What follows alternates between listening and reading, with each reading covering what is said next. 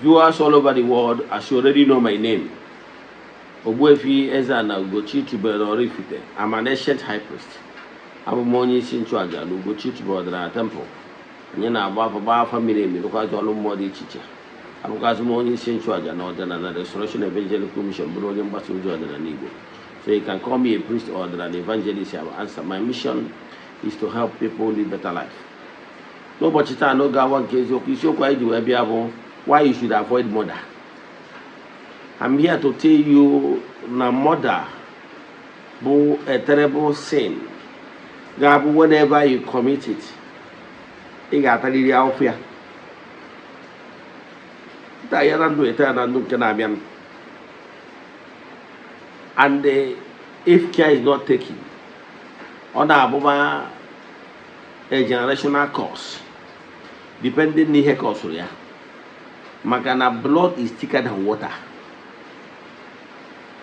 Yes, ịkwafu ọbara enwere ụzọ dị iche iche ndị mmadụ si akwafu ọbara.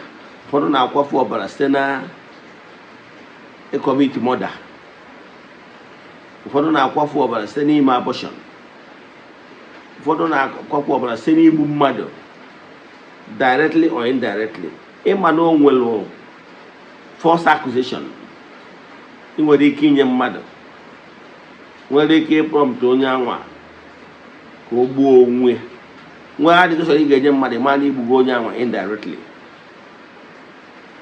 Gbara ihe ọbụla ga-eme ka ọbara dị n'aka gị.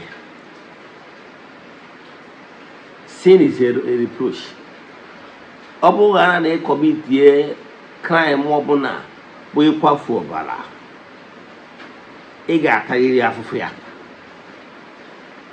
Ya bụ zere ihe ọbụla ịkwafu ọbara. Ihe ndị a ka anyị ga-enebe anya, anyị ga-agwa the consequences n'ihe ị ga-eme ma ọ bụrụ na ọnwa ka isi wee mewere ihe dị etu a na-amaghị ama. Mana zere ya. Ọnwa ajụjụ ị nwere na nkụzi a, chat come na WhatsApp. Yes. Mana before I gaba n'iru ọkwa dị mkpa, ọ bụrụ na ịbụ child of the temple, echefuna na annual festival anyị comes September 15th. Atụrụ anya na onye ọbụla bụ child of the temple ga-participate in ya. Ị n'obodo oyibo nọ Nigeria, ị ya abịa ma ọ bụ na ị ya abịa, chat m na WhatsApp ka ị nwee ike inye ihe nkwado nke gị iji wee kwado ya bụ festival and saraka na ya festival dị involved ya. Annual festival anyị ka ọ bụ. Ke bụ anyị chepụtara anyị nọ n'ọnwa Ọgọst. Monthly ritual anyị ka na-aga n'ihu. Ị nwere ike isonyere anyị ebe ọ bụla ị nọ all over the world. Isa si debe ebere ya. Isi ụtụtụ ejego na temple chụọ aja gọọ ọfọ kwubi okwu n'isi ndị sonyere anyị. Friends of the temple, children of the temple, members of Eze-Ana Restoration Evangelical Mission and Consecrated Group. So aka isi eme nke last day of the month. Asụsụ aja bụ aja. So ndị so na aja bụ aja ga-enweta nchịkọta ya na their WhatsApp number. As you all know, we don't share testimonies on social media. Mana mara na Chukwu na-emere onwe ya aha. Yes. Now let's proceed. Nwa ajụjụ ị nwere, chat ya m 08057837672. Now let's proceed. Gịnị ka m na-ekwu maka ya? M na-ekwu maka ya bụ murder, the dastardly act. Ọ bụgoro na ndị ya sị ka ole nke ọ dị n'akwụkwọ nsọ, I can tell you na Cain bụ nwanne ya Abel wee attract the anger of God upon his life. Yes. O wutere Chukwu nke ukwuu na o mere ya bụ ihe. Ịghọtakwado mgbe David, the apple of God's eyes according to Bible, gburu nwunye mmadụ ka o wee ike kpọrọ nwunye ya. O wutekwara Chukwu nke ukwuu. O wee jụọ David, did you ask me to give you permission to marry more wife and I refuse? So, and because of that we hear David mere. David was a mafia of which because he was a rich king. When he wanted to build temple, I said, no, David, you cannot build temple for me because your hands are soiled in blood. Ịkwafu ọbara na-emebi ọtụtụ ihe. Ọ ga-elibe gị one place. Yes, ọtụtụ ndị mmadụ na-akwafu ọbara site n'ime abortion. Gị bụ nwoke gee ntị, gị bụ nwaanyị gee ntị. Ọ bụrụ na ịbụ nwoke for any reason, onwe nwaanyị tụbara ime, mana because of one reason or the other best known to you, the man that particular girl, take care of that child, that woman, or more than one. One support you.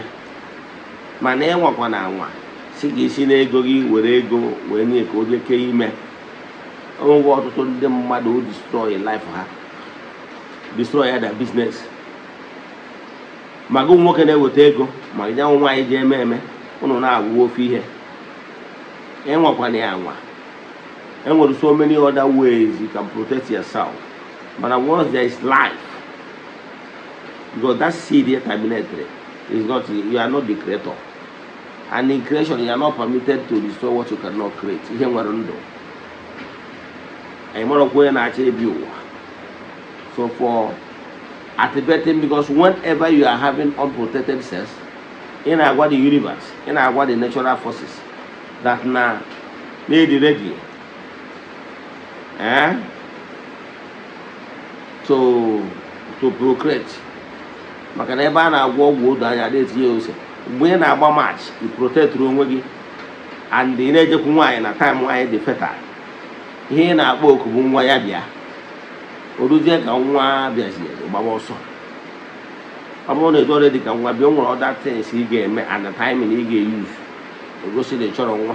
Mana ime anya na the wrong timing, ihe ọ pụtara bụ na they activate all the natural organs. Then ahụ nwaanyị na ụlọ chọrọ nwa. So you have to be blamed. Now, onwe ihe ọbụla ị ga-etinye aka n'ịkwafu ọbara, mmadụ mejọọ gị, esikwana ka ị take law into your hands. Ka aka gị ghara ịtọ n'ọbara.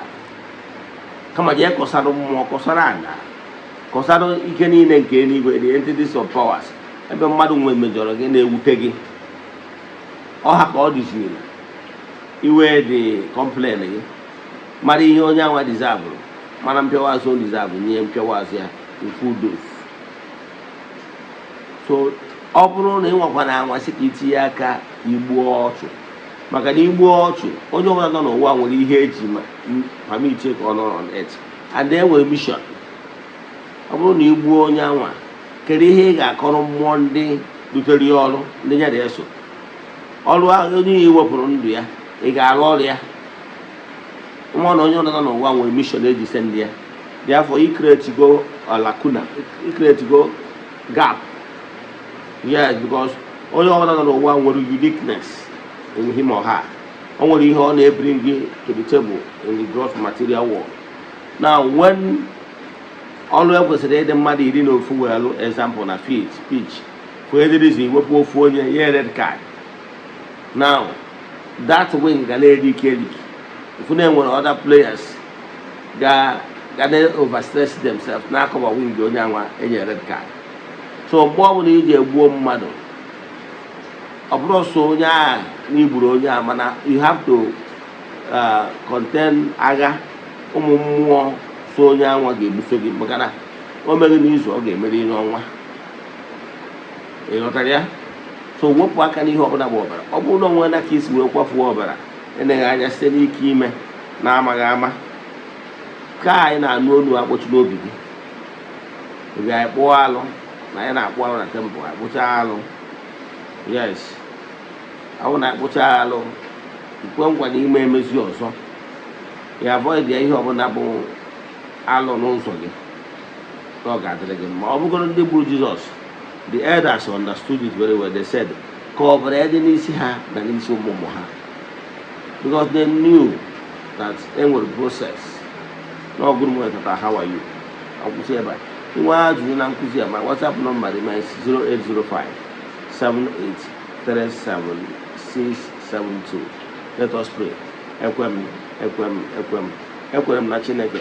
Ekwem na ọ dị ihe siri m ike nke Chineke na-apụghị ezi m ụzọ m ga-esi lụgbuo ya n'ihi na ọ mazuru ihe niile. Obi m siri ike na Chineke emewo m ya ga-esi. May the blessings of Chukwu be with you all. May you be protected and may you be blessed now and forevermore.